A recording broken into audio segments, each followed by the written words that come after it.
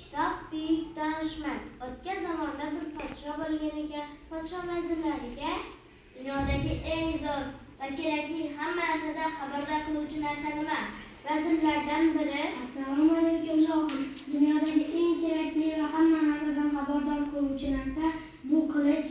desa, ikkinchisi: Shohim, eng keraklisi non. debdi.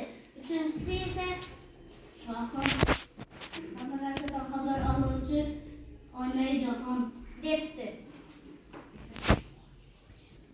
3 kun muhlat beraman, debdi podsho. Hech kimni javob bermaganligidan darg'azab bo'lib, qo'shni podsholik bir donishmand yashar ekan. Vazirlar shu donishmandni izlab topdi. Uning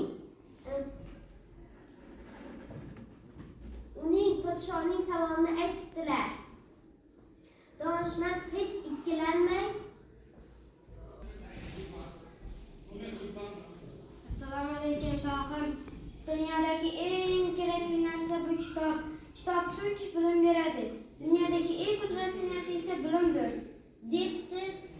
Donishmandning javobi podshoga ham ma'qul bo'libdi.